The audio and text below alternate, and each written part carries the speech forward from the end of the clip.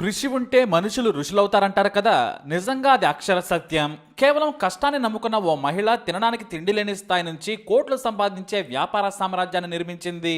ఆమె పేరు కృష్ణా యాదవ్. ఈమె భర్త కార్ రిపేర్ చేసేవాడు. కానీ ఆ వ్యాపారం కలిసి రాలేదు. దీంతో తాను కుటుంబాన్ని పోషిస్తానని భర్త గోవర్ధన్ సింగ్ ఒక్కడే ఢిల్లీకి వచ్చాడు. కానీ ఏమీ సంపాదించలేకపోయాడు. తన ఖర్చులకు సరిపడా కూలీ మాత్రమే దొరికేది. దీంతో గ్రామంలో ఉన్న భార్య, ముగ్గురు పిల్లలకు ఏమీ పంపలేకపోయేవాడు. దీంతో ఇక ఇక్కడే ఉంటే బ్రతకడం కష్టమవుతుందని తన దగ్గరి బంధువుల కాళ్లు పట్టుకొని ఓ 500 రూపాయలను అప్పుగా తీసుకుని ముగ్గురు పిల్లలతో కలిసి ఢిల్లీ వచ్చిందామె. అప్పటికే నెలకు 1000 రూపాయల అద్దెతో ఓ చిన్న రూమ్ని నజఫ్గర్ స్లంలో అద్దెకు తీసుకున్నాడు భర్త.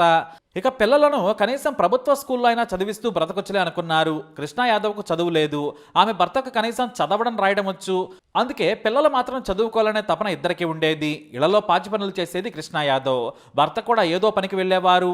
అయితే ఆమెకు తెలిసిన వారికి దగ్గరలో కొంత భూమి ఉందని తెలిసి లీజుకు తీసుకుని కూరగాయలు పండించారు. భర్తతో కలిసి ఆమె రోడ్డు మీద కూరగాయలు అమ్మేవారు. అందులో కూడా పెద్దగా ఏమీ మిగిలేది కాదు. శ్రమ కూడా మిగలడం లేదని వాపోయేవారు ఆమె. దీంతో భర్త మళ్ళీ చిన్న చిన్న కూలి పనులకు వెళ్లేవారు. కుటుంబం గడవడానికి పాచి పనులు చేస్తూ ఉండేవారు కృష్ణా యాదవ్. అయితే ఓ రోజున దూరదర్శన్లో కృషి దర్శన్ అనే ప్రోగ్రాం వస్తోంది. ఏదైనా వ్యాపారం పెట్టుకోవాలనే వారికి ప్రభుత్వమే ప్రోత్సాహం ఇస్తుందనేది ఆ ప్రోగ్రాం సారాంశం. అంతేకాదు ఆర్థిక సాయం కూడా చేస్తుందని అధికారులు వివరించారు. అంతే, మరుసటి రోజు పని మానేసి కృషి విజ్ఞాన కేంద్రం దగ్గరకు వెళ్లారామె. మొదట ఎవరిని కలవాలో అర్థం కాలేదు. అయినా తన మనసులోని కోరిక చెప్పారామె. దీంతో మహిళా అధికారి కృష్ణా యాదవ్ ఆసక్తిని గమనించింది. కొత్తగా పచ్చళ్ళ తయారీపై శిక్షణ ఇచ్చే బ్యాచ్ మొదలైంది. జాయిన్ అవుతారా అని అడిగింది ఆమె. కృష్ణా యాదవ్ సరేనంది. మామూలుగా వంటలు అద్భుతంగా చేస్తుంది కృష్ణా యాదవ్. దీంతో పచ్చళ్ళ తయారీలో కొత్త మెలకువలు నేర్చుకోవాలనుకుంది. వెంటనే జాయిన్ అయిపోయింది. ఈ కోర్సు మొత్తం 3 నెలలు. భోజనం పెట్టి మరీ ఉదయం మధ్యాహ్నం అధికారులు పచ్చళ్ళ తయారీ విధానం నేర్పించారు.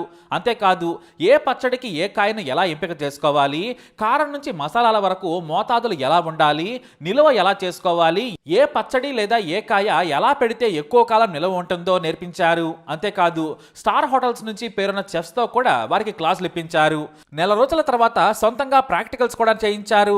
పచ్చళ్ళను వారితోనే పెట్టించి రుచి చేసి ఎవరిది బాగుందో ఎవరిది ఎందుకు బాగోలేదో చెప్పేవారు. దీంతో వారి మధ్యనే మంచి పోటీ ఉండేది.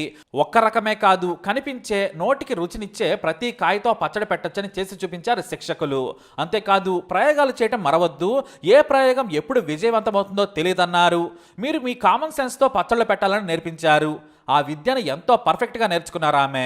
మొదట కోర్సు పూర్తి కాగానే తన ఇంటికి వచ్చి ఖర్చు పెట్టి మరీ పిల్లలకు పచ్చళ్ళు చేసి పెట్టేవారు. వాళ్ళు బాగున్నాయని బాగోలేవని క్లియర్గా చెప్పేసేవారు.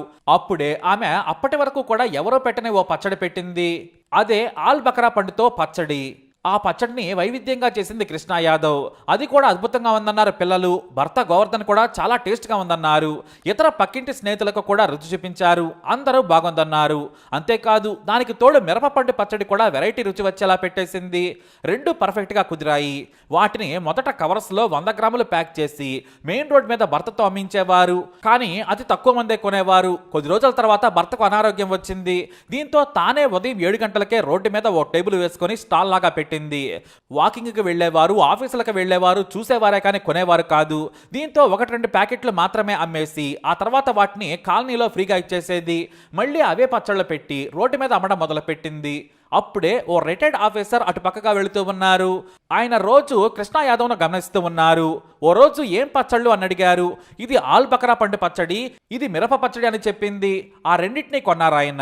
ఇంటికెళ్లి రుచి చూశారు. ఆ మరునాడు మళ్ళీ వచ్చి ఆమెకు అద్భుతంగా ఉన్నాయని కితాబిచ్చారు. కానీ అప్పుడే ఆయన మరో సలహా కూడా ఇచ్చారు. ఆ సలహా ఆమె తలరాతే మార్చేసింది. నువ్విలా ప్లాస్టిక్ కవర్లో పెట్టి అమ్మితే ఎవరో కొనరు. కాస్త ధర ఎక్కువగా పెట్టి నీట్గా గాజు బాటిల్స్లో పెడితే కొంటారు. ఇక్కడంతా ధనవంతులు, చదువుకున్న వారే వెళుతూ ఉంటారు. రుచి లోపల ఉందని వారికి తెలియదు కదా.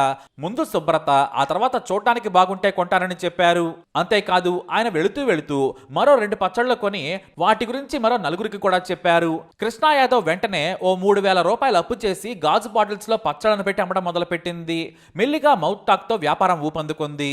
మొదటి నెల 6,000 నుంచి 6వ నెలకు వచ్చేసరికి 30,000 వరకు చేరింది వ్యాపారం. నెలకు 15,000 రూపాయలు మిగిలేవి. ఆ డబ్బులతో శ్రీకృష్ణ పికిల్స్ అని స్టిక్కర్లు చేయించి ఆ బాటిల్స్ మీద అంటించడం మొదలుపెట్టింది. అయితే వ్యాపారం ఊపందుకుంది. కానీ డబ్బులు మాత్రం సరిపోవడం లేదు. డబ్బులు సరిపోకపోవడంతో గ్రామంలోని ఇల్లును కూడా అమ్మేసింది కృష్ణా యాదవ్. మునిగినా తేలినా ఇదే జీవితం అనుకుంది. పచ్చళ్ళు కూడా రుచిగా ఉంటేనే అమ్మేవారు ఆమె. కావాలంటే వేల రూపాయల ప్రొడక్ట్స్ని కూడా ఉచితంగా కాలనీలో ఇచ్చేసేవారు. అమ్మాలంటే రుచి ఉండాలని ఎంతో జాగ్రత్తగా పచ్చళ్ళు పెట్టేవారు కృష్ణ యాదవ్. అంతేకాదు ఓ బ్యానర్ కూడా ఏర్పాటు చేసి స్టాల్లో అమ్మటం మొదలుపెట్టింది. 2 పచ్చళ్ల నుంచి 10 వెరైటీలకు పెంచారు కృష్ణ యాదవ్. అంతే, వ్యాపారం ఒక్కసారిగా పరిగెత్తింది. రుచితో పాటు శుభ్రంగా ఉండడంతో తెగ కొనేశారు జనం. అలా 5 ఏళ్ల పాటు రోడ్డు మీద పచ్చళ్ళు అమ్మిన కృష్ణ యాదవ్ ఓ చిన్న షాపును అద్దెకి తీసుకుని అమ్మడం మొదలుపెట్టింది. అలాగే పాత స్టాల్లో భర్తను ఉంచి అమ్మించింది. బాగా పేరొచ్చింది. స్థానికంగా జనమంతా మన ఇంట్లో చేసుకున్నట్లే పచ్చళ్ళు ఉన్నాయని కృష్ణ యాదవ్ను మెచ్చుకునేవారు. స్వచ్ఛమైన కారం నుంచి మసాలాల వరకు వాడుతూ క్వాలిటీ తగ్గకుండా వ్యాపారం చేసేవారు. అంతే, 10 ఏళ్ల తర్వాత ఆమె దగ్గరికి 10 మంది నుంచి 30 మంది పనిచేసినా కూడా స్టాక్ను అందించలేకపోయారు. దీంతో ఓ గోడౌన్ లాంటి ప్లేస్ను అద్దెకు తీసుకొని గవర్నమెంట్ అనుమతితో కంపెనీ రిజిస్ట్రేషన్ చేయించి ఏకంగా రోజుకు 30 రకాల పచ్చళ్ళు పెడుతూ వచ్చారు. తర్వాత పచ్చళ్ళ తయారీని తన 3 పిల్లలకు నేర్పించి 100 రకాల పచ్చళ్ళు పెట్టి వివిధ షాపులు, సూపర్ మార్కెట్లో పెట్టి అమ్మేవారు. కేవలం మౌత్ టాక్ మీదనే కాదు, ఒకసారి కొని తిన్నవారు మరోసారి పేరు వెతుక్కుంటూ వచ్చి కొనేవారు. అలా ఏకంగా 4 కంపెనీలు పెట్టారు కృష్ణ యాదవ్. ఢిల్లీలోని ఖరీదైన ప్రాంతంలో మంచి ఇల్లు కొనుక్కొని 2 కార్లు కొని వ్యాపారం నడపడం మొదలుపెట్టారు. మొత్తం 4 కంపెనీలను ఏర్పాటు చేసి 152 రకాల పచ్చళ్లను పెడుతూ బ్రాండ్ క్రియేట్ చేశారు. నాణ్యమైన ప్రొడక్ట్స్తో తయారు చేయడంతో పాటు రుచికి ఏం చేయాలో కృష్ణ యాదవ్కు పట్టు దొరికింది. అంతే, ఆమె వ్యాపారం నేడు 5 కోట్లకు చేరుకుంది. మొత్తం 150 మంది ప్రత్యక్షంగా, మరో 50 మంది పరోక్షంగా ఆమె కింద నడుపుతూ ఉన్నారు. కానీ భర్త అనారోగ్యం బాగా ఆమెను కొంగదీసినా కూడా వ్యాపారం అప్పటికే బాగా పుంజుకోవడంతో ఆమె వెనుదిరిగి చూడలేదు. పిల్లలు కూడా చేతికంది వచ్చారు. అలా కృషి దర్శనం ప్రోగ్రాంతో కోట్ల వ్యాపారం చేస్తున్నారు ఆమె. నాణ్యమైన పండ్లు, కాయలు తీసుకొని శుభ్రతకు, రుచికి ప్రాధాన్యత ఇస్తూ శ్రీకృష్ణ పికిల్స్కు ఓ బ్రాండ్ తీసుకొచ్చారు. ఆమె కృషిని, విజయాన్ని గుర్తించిన కేంద్ర ప్రభుత్వం 2016లో నారీ శక్తి అవార్డుతో సత్కరించింది. ఒకప్పుడు కూలీ చేసినా కడుపు నిండని స్థాయి నుంచి ఎంతో మందికి ఉపాధి కల్పించే స్థాయికి చేరుకున్నారు కృష్ణ యాదవ్. ఆమె విజయం ఎంతో మందికి స్ఫూర్తినిచ్చింది. అయితే ఆమెకు సలహా ఇచ్చిన అతన్ని మాత్రం ఆమె ఎప్పటికీ మర్చిపోలేదు. ఆ రోజు ఆయన దేవుడిలా వచ్చారు. పచ్చళ్ళు కొని తిని బాగున్నాయంటమే కాదు, ఆమెకు ఓ సలహా కూడా ఇచ్చారు. ఆ సలహా పాటించడంతో ఆమె జీవితమే మారిపోయింది. మరి కృష్ణ యాదవ్ స్టోరీపై మీరేమంటారు? మీ అభిప్రాయాన్ని కమెంట్ ద్వారా తెలియజేయండి. ఈ వీడియోని లైక్ చేయండి, షేర్ చేయండి, మా ఛానల్ని సబ్స్క్రైబ్ చేసుకోండి.